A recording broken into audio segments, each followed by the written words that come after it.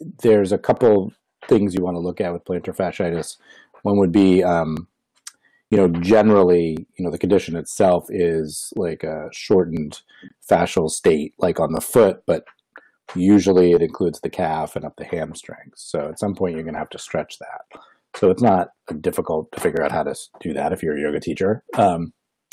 But what's not as obvious maybe is if you look behind someone, if they're supinating or pronating, that would need to be corrected too.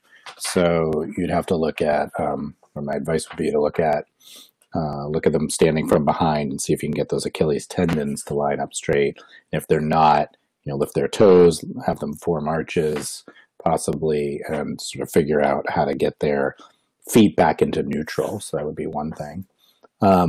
And then when they're not symptomatic or really warmed up, you'd want to very gently lengthen the fascia on their feet and their calves and possibly their hamstrings. But here's the thing. What I see a lot of people do, and I've even seen PTs do this, you can't just take somebody who has plantar fasciitis, which is basically the tearing of the fascia away from the heel, and then start stretching the heck out of it, because you're just going to make it worse, because now it's going to tear more. So the trick to it is along with the sort of structural piece, is to teach the person how to get very warm before they do any stretching, and then do some fairly long holds. And at first I would target the calf area and see if you can get the calf to lengthen without feeling it in the bottom of the foot, and then see if you can get the hamstrings to lengthen without feeling it at the bottom of the foot.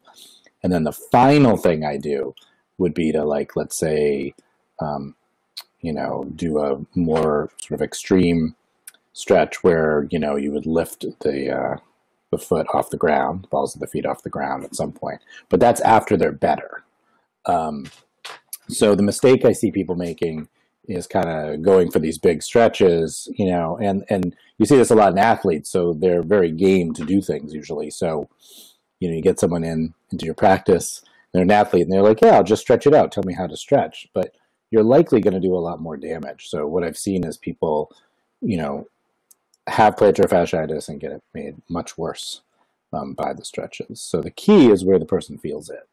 So you really want to be targeting, usually it's not the fascia in the foot that's shortened actually. It could be, but usually the real problem is up the posterior chain fascially. So really going to be sort of long, gentle stretches in the calf and the hamstring. I've worked with that condition hundreds of times. It's very common, and that usually works. So, and as you give the person what to do, make sure they're warm. So actually, first thing in the morning probably isn't your moment. So make sure they're already warmed up, and then you can go further by actually having them heat the area. And I know a lot of times when you have inflammation, people think ice, and because it cools it, but really what you want is all the tissues to be warm and open before you do any kind of manual stuff with them.